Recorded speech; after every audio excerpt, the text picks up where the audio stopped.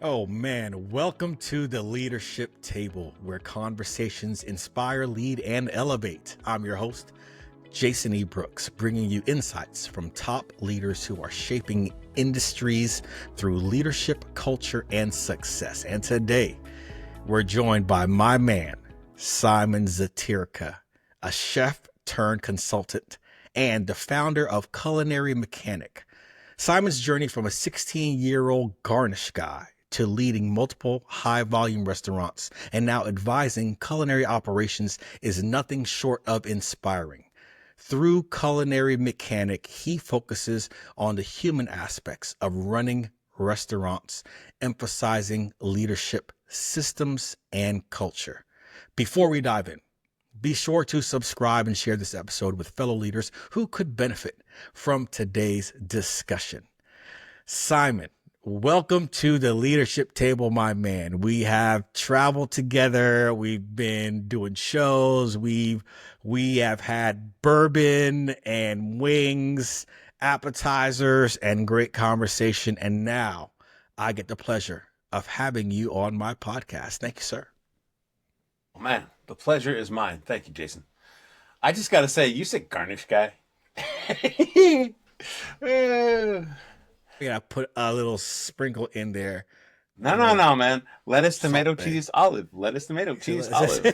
That was. And if it's fajitas, lettuce, tomato, cheese, olive, scoop of guac, scoop of sour, scoop of pico. That was my life for a year. That is it. The disher scoops. Yes, sir. Yes, sir. All day long. So, you are well known in the culinary space, but I want you to give my listeners a brief introduction about your journey from your first job through the kitchen into Culinary Mechanic. Man, I started being the Garnish guy at 16 in 1989. I tell people that was when the first George Bush was still in office. And I did a year of that, and then I said, okay, I'm going to college, and I had really good grades. I'm like the nerdy kid, right? 3.93, I think.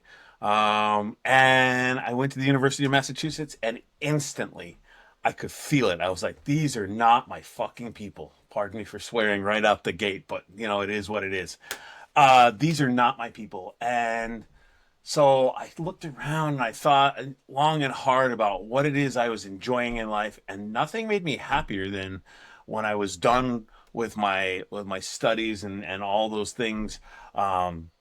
In mathematics, by the way, that was my initial major. And when I was done with that, I got to go cook in the evenings and on the weekends, and I was at my most alive. So I said, all right, I'm gonna quit school and I'm gonna cook. And I just went on this journey of cooking. I was cooking in the morning, I was cooking at night. On occasion, I was cooking third shift, and I was trying not to do all three at once, but sometimes it happened. And just roll through that. I went through like little dinky tiny restaurants, and all of a sudden I found hotel restaurants where they wore chef coats. I was like, oh shit, look at this. Paper hats, the whole bit. And then like hotel. Okay, cool, hotel. And then I was in New Mexico at the time when I first started, and then all of a sudden I said, nope, I'm going to do something different. And I hustled my ass to Florida, and I found myself in, where was I? I was in Indian Rocks Beach, Florida, which is right on the outside of Tampa Bay. And I got myself into a little tiny restaurant within a day of being there. That lasted 6 weeks because they were a little tiny restaurant, and I just had bigger thoughts. So I went to the Sheraton that was there, and I did that. And then I got an opportunity to be the chef in a restaurant in the chef. I was nowhere near the chef. I was 23 years old, and I went to Provincetown, Mass, and I was the chef for a summer. And it taught me everything I needed to know that I was not the chef yet. And so I said, okay, take it easy, go back to Florida, go back to cooking. And I just kept on, and I was reading, and I was reading magazines, and I was reading books, and I just decided that I was going to create my own curriculum because I wasn't in the position to take myself to culinary school. So I was going to have to find a way to just do the thing. Let's see. And then I went to California, and I found myself cooking for Four Seasons, and then a Relais and Chateau property that was like where JFK spent his honeymoon. And then I found myself in LA, and I was working for the Patina Group, which is now this massive entity on both coasts. But at the time, there were 26 restaurants, and they were growing at an exponential pace. And it was grindy, and it was hot, and it was the kitchens that everybody that watches The Bear like has nightmares about now. You know, like shit getting thrown, yelling, screaming. And the remarkable part about that was that that was for a company, not a single restaurant. But we still had in 2003 that atmosphere of fear. Um, and then keep going a couple of years, big properties, high end hotels, and just doing crushing. I was like an ox. I felt I was putting on the yoke, and I was getting bigger roles, and I was doing more, and I was getting great results. And fast forward a couple of years, and I go for this one job, and the lady says, I hear great things about you. You're amazing. You're a doer. You get stuff done. She says, but I'm not going to hire you for this job because you're not the leader that I'm looking for. And that crushed me. And from that day forward, I really started paying attention. I came home and I was weeping a little bit, and my wife looks at me and she goes, okay. Next day, she comes home and she flips Leadership for Dummies at me. And then the next day, like 2 days after that, she flips Maxwell's little Leadership 101 at me. Boom. She goes, you're not a leader? Figure it out. Read it. Like, ask questions. Okay. And that began the next journey. It was just leading. And I was like, it was okay, And then I worked for a guy. No, I'm sorry. This guy worked for me. And it changed everything one day when I said, hey, we need a new saute cook because we're taking the saute cook, putting him on the grill because we just lost the grill guy. Can that dishwasher back? Do you think he has do you think he could do it? And the lead cook goes, of course he can do it. And I said, yeah, but this is a hard. He says, no, Jefe, you have to believe only in their desire. He says, I can teach them the rest. You can teach them the rest. He says, but if you believe in their desire to get the job done and to learn, then everything will be okay. And that really changed things. And it holds the big piece of the back of my head is desire. And in Spanish, it's ganas, right? It's right in the fire in the belly. Okay, still moving forward. All of us go forward another 15 years. And I've hit a place where I cannot be in the kitchen anymore. I've become a leader who farms sous chefs like green beans, baby. Like, I got sous chefs coming up in the company I'm working for. I'm just before I left the industry, I had 4 restaurants under my finger, and we were just growing. And we would look at cooks and say, he or she is ready to be a lead cook. The lead cook, that one's ready to be a sous chef. That one's ready to be a sous chef in a big store. And just on and on and on. We just kept growing and growing and developing. And then I got to the end, and I realized that I didn't want to do that anymore. The company I was working for wasn't as much fun as it had been. I think COVID had a lot to do with that.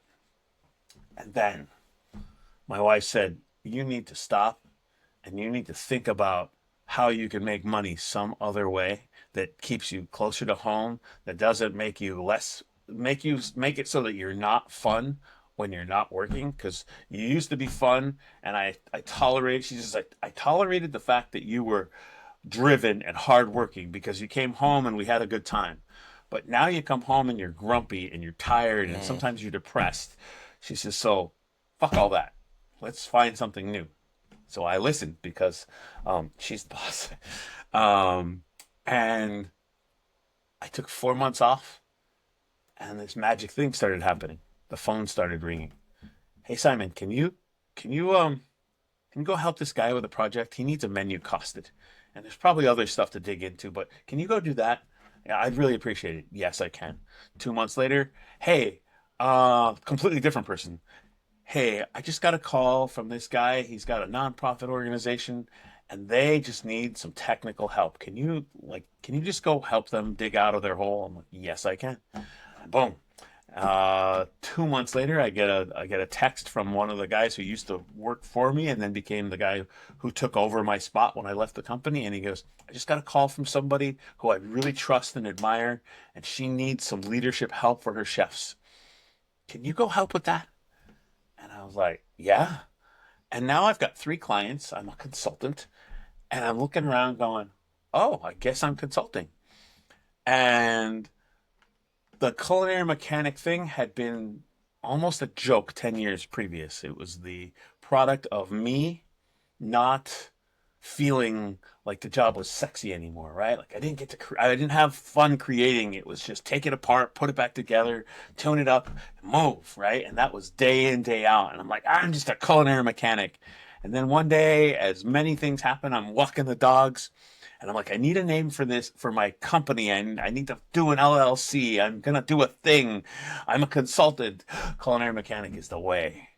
And that's it, man. That's where I am. And now I really focus on helping chefs and restaurant owners, sometimes separately, sometimes together, hone in on their operations. Um, it almost always comes down to applying some leadership principles, which is why this is such a fun conversation to have with you. And it's leadership. It's trying to create some great culture. Uh, Lately, I've been saying what we're gonna do is create the way. And if your restaurant is called Jimmy's, then it's Jimmy's way. We want that to exist, and we want that to sort of live in perpetuity. And that's where I'm at, man. That's what I'm doing. You know, 0 to 100. you have said it many times, and I know it's true, but everyone loves that logo. That logo of the knife with the fork. Is that correct? Knife and a spoon. Spoon. Knife and a Man, spoon. I screwed That's that up. okay. And it's Knife inside a with the gear. spoon and the gear behind it, around it. That right there says everything. And then the taste everything mantra that you also have is very true. I don't care if it's a fast casual brand, quick service, fine dining. You taste everything, and you taste it at every line check, at every single line check, because during peak volume, that pan may have changed out 3 times. On that next line check, you still taste everything. Now, Sick. of course, though, this isn't the tasting table. This is the leadership table. So I want to dive into a bit more about your leadership lessons that you've learned. Having led teams in high pressure kitchens from what? Arizona, New Mexico, Florida, all the way up to the Northeast, Massachusetts. to Yeah. Massachusetts, back down to Florida, back across to California, I do Yeah. believe. Santa Barbara, You have California, Los Angeles, Oakland, and now you Seattle. have been across the nation. So with those travels, so what key leadership lessons have you learned that apply across the hospitality industry, whether be it fine dining, large groups, small mom and pops, or even hotels? What key leadership lessons have you learned that can apply across all of those? I think there's a couple of them, but for me, the number one lesson that I have learned is as the leader, instead of trying to be the loudest guy in the room and kind of barging in and going, here's the solution, like stop, listen, and begin by asking more questions than you make statements. And I go for like 4 questions to 3 statements. And if I can pull that off, I almost always come out with great consensus, and solutions that like people are into, because I've taken the time to pay attention and be aware of my surroundings and listen. And that's the second lesson right there for me is pay attention, like head up, like look around. If you're the leader, you shouldn't be head down. You should be head up paying attention to the forest, the trees, the rocks on the ground, right? Like, be aware of your surroundings. And I find that when I work with people and I get them to slow down so that they can eventually go faster than they have ever gone before, we really talk about like chin up, pay attention. And that's my big one, right, man? Right now, man. You definitely nailed it. Even whenever I walk people through a session that I call closing the gap, I talk through when you think about the average restaurant leader, we are in a high paced environment. We are always solving issues from things that have gone on. We may be rushing into a location, our location. We're trying to help knock down the line, get the kitchen from being backed up, help out on expo, knock out a truck order, knock out some payroll. And then all of a sudden our heart rate is up there. And then we go to walk the dining room floor, but our heart rate is very different than our customer. The customer, when you really think about what they go through as they walk into our establishment, their heart rate has slowed down. They are in a much darker environment. When they're sitting at the table looking at their meal that finally came out, it's about 18 inches from their eyes. That view from 18 inches pulls in more detail. After they're finished staring at their meal, making sure that it is correct, they then begin eating. They then lift their chin up. They start viewing left to right slowly. That detail that they've gotten from that 18 inches now extends out about 3 to 5 feet to the detail that's on the walls, the details that's on the booths, the details that's on the chairs.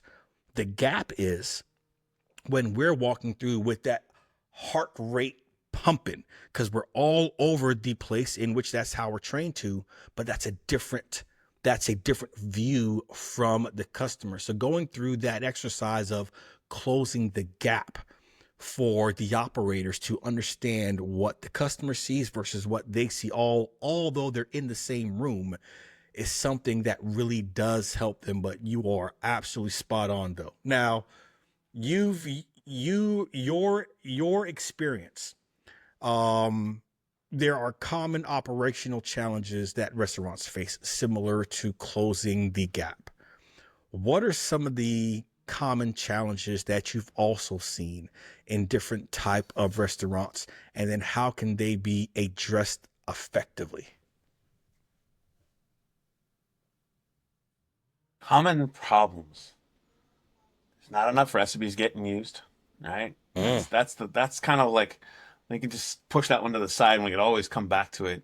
But I think for me the big problem in especially back of house, but definitely restaurants, is we have doers and they're great doers, right? These are people that are like they show up on time for work, they're into their job, they want to do more, they might even want to make a little more money. And like a supervisor position comes up and oftentimes it's like, ooh, me, pick me. Or sometimes you got to root through it and find that one that's good. And more often than not, unfortunately, we throw them in there, we hand them some keys and go, it's your shift, run it, right? And worse than that Good is we luck. take them. Yeah, man. Like I've had that happen to me. Like, here's your key, bro. I'll be here at 8 a.m. because they'll be here at 8:30 a.m. Okay, you know. Or even worse than that is lock up. But whatever. It's and so we sometimes it goes okay. Sometimes there's training. Sometimes there's not. But the big overarching, like almost universal problem is we have people who are now supposed to be in these leadership positions that, yeah, sometimes they've got good role models. Sometimes they've got training. But more often than not, we have leaders who don't know how to lead. I mean, that's like partially why you have a business. It's partially why I have a business. But it's that. It's like, and I get it. It's hard for an independent operator to like say, okay, we're gonna train you to lead, but man, that's just everywhere. And so we get toxic environments. I feel like we might get incrementally fewer toxic environments nowadays because it's less socially acceptable to be a freak and yell at people and scream at people. Um, but I know they're still out there. I just heard a story the other day about a guy here in Seattle who, he just lost his shit on his team. And I was like, man, it's 2025, dog. Get up, wake up. Like, come on, you can do it. Here comes the future. It's gonna smack you in the face. So, yeah, those are my two big ones, man.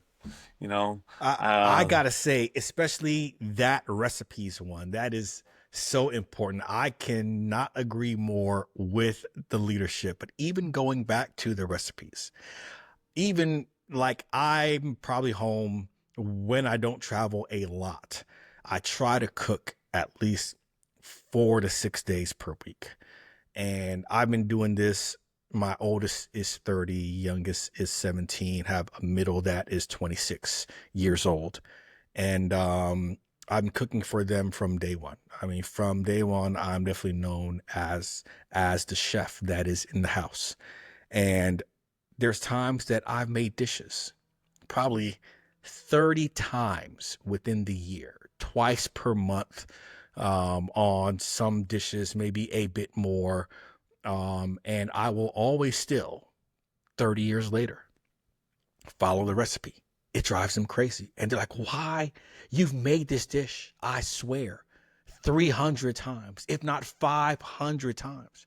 Why do you still either look at your phone or print out a piece of paper and go by the recipe? You should know this. And I'm like, it's because I'm human too.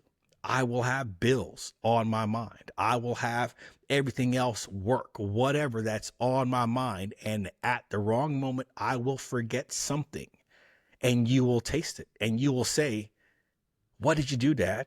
It doesn't taste the same. Tastes like last time, yeah. It doesn't taste like last time.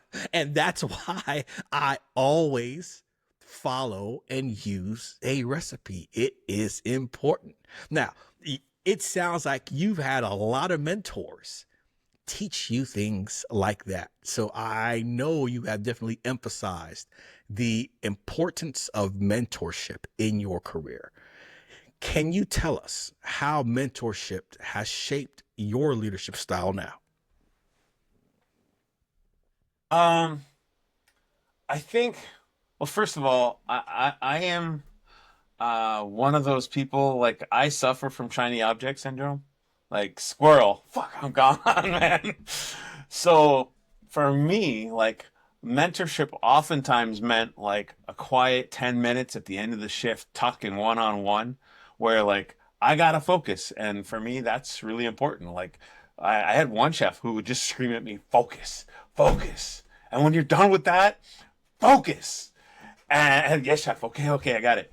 And so I think for me, like, having somebody that listened to what was freaking me out on a daily basis, or somebody that was paying attention to how I was working and could then kind of give me that like little Jiminy Cricket on the shoulder going, you're doing that really the hard way, man.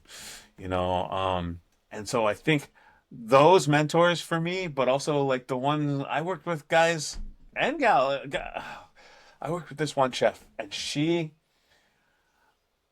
was so, I don't think I thought of her as a mentor at the time, but when I think back to what I learned from her, and here is the moment. She looks at me and she goes, "Do you have this? Oh no, do you have this on the grill? No. Do you have this on the grill? No. Do you have this, or this on the grill?" I'm like, "No, I'm behind."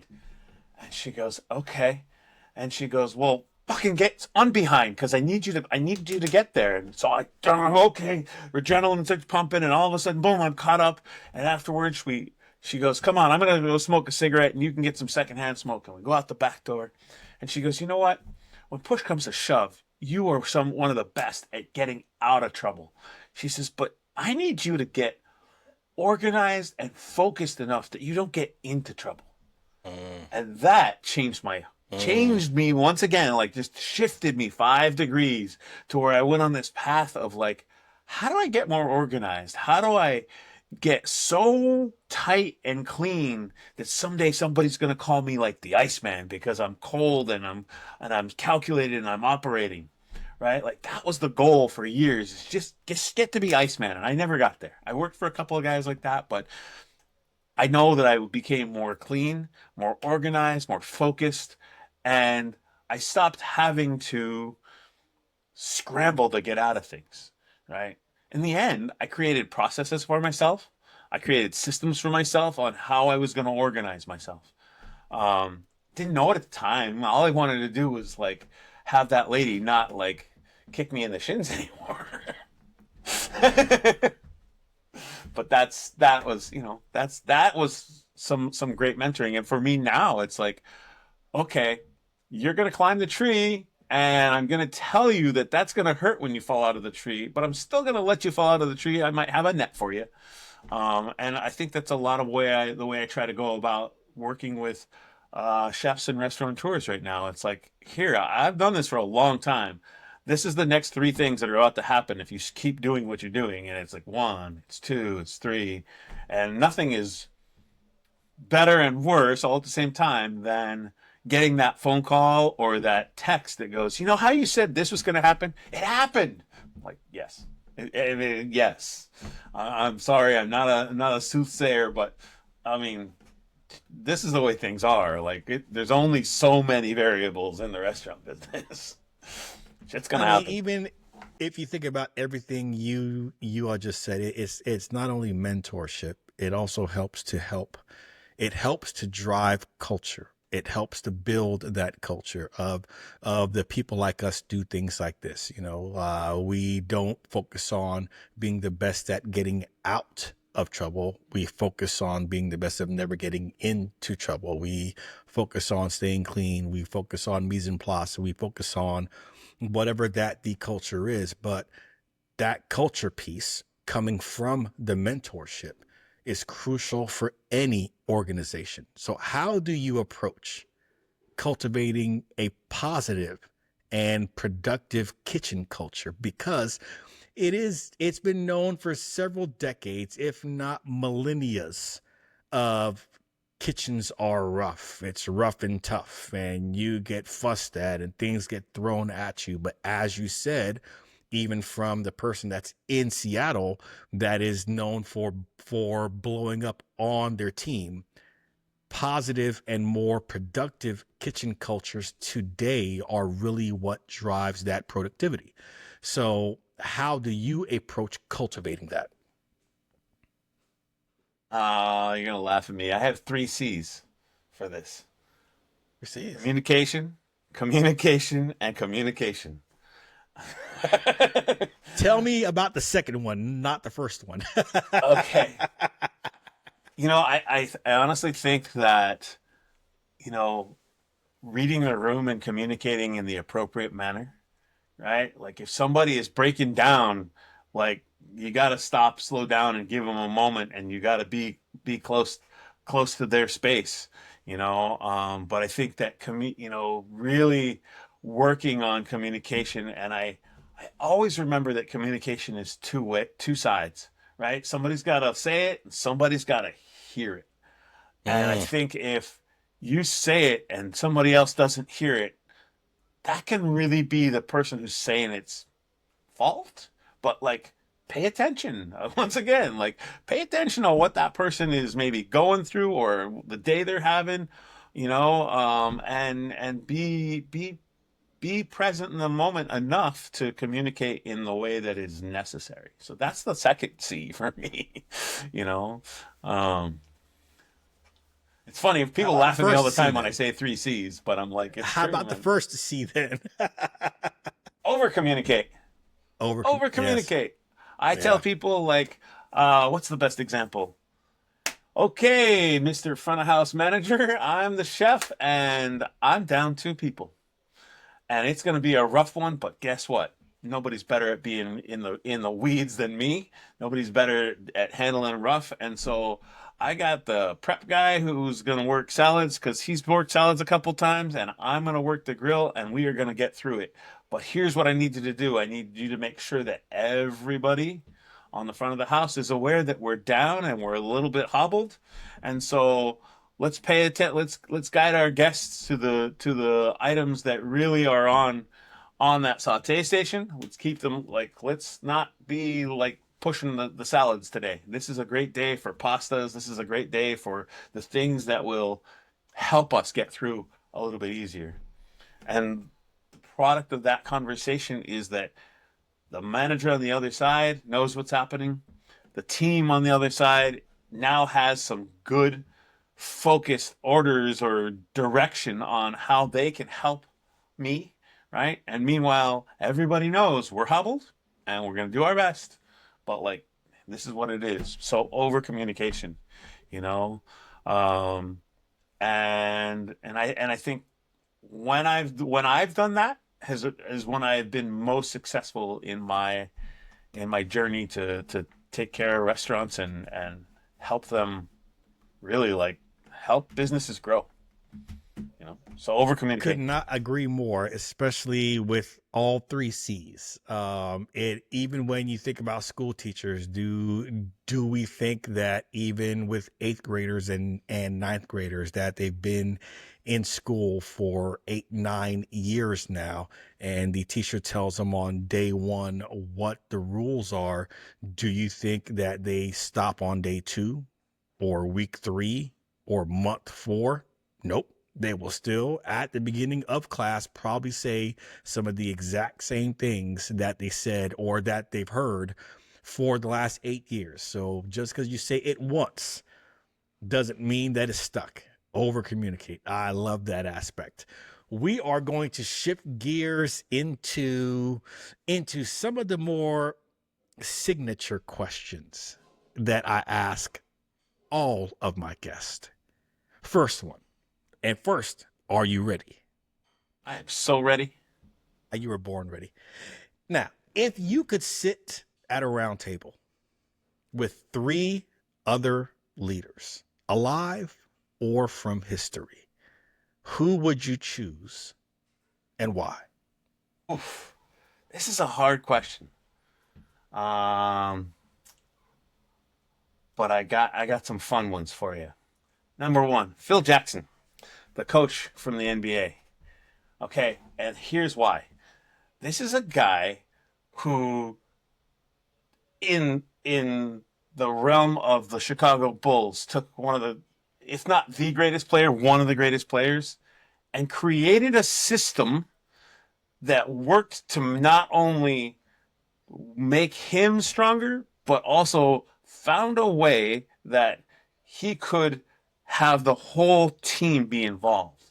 And that triangle offense was all about that big word again, awareness. It was heads up, and when the game changes, we change. If they go 30 degrees, we go 30 degrees, and it was all about a shifting head on a swivel offense that really dominated, right?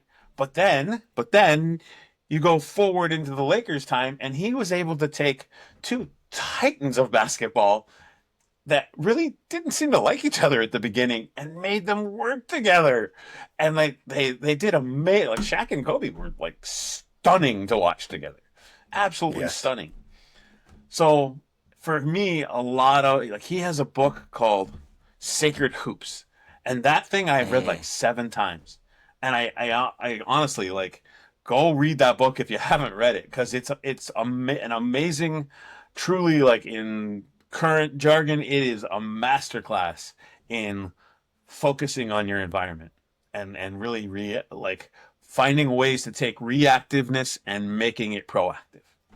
Um, Number two, and this is a weird one, but I love it. Lyndon Baines Johnson. This is a politician who was known throughout his entire career as being the most prepared, the most studied. This guy had note cards on everybody, man. Like folks on the other side of the aisle, he knew Senator blah blah blah, from Mississippi. He knew the guy's wife's name, the kids' names. He knew how old they were. He was prepared. And I don't always love some of the things that he did. I like some of them, for sure. Lyndon Baines Johnson did some great things, but I always admired just how focused and prepared this guy was to do the business of governing. And so that for me that's number 2. And number 3, this was the hardest one, I'll be honest.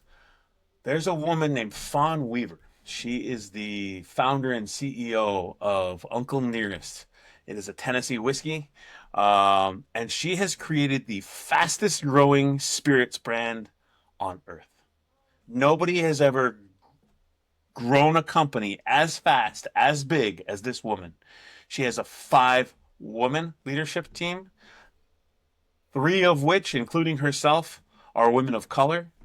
She has, every time she hits a standard or a norm where they say, oh, you'll never be able to do it that way, she's like, no, I'm not going to do it that way. I'm going to do it this way. And she goes 180 degrees in the other way and just destroys the competition. And it's just time after time after time. She created her 50-state strategy before she even had 2 states locked. And all the good old boys were like, no, that's not going to work. And next thing you know, like, she's just outpacing people. And so I love her. It doesn't hurt that I knew her back in like 2004 and 5. We worked together in a hotel when she wasn't a best-selling author and she wasn't the founder of this. She was a really focused woman who would come to me as the executive sous chef of the hotel, and she'd have these crazy banquet orders, and I'd be like, what are you doing? You're killing me. She's like, we're making money, baby. And that was it. And so I just love the fact that she was willing to do things her way. And really, she's no VC, no venture capital. No venture capital. Wow. None. Wow. She's her company is valued at over $1.1 billion right now. So that's my 3 people. That is a powerful board of directors sitting at your table. That's a great table. Okay.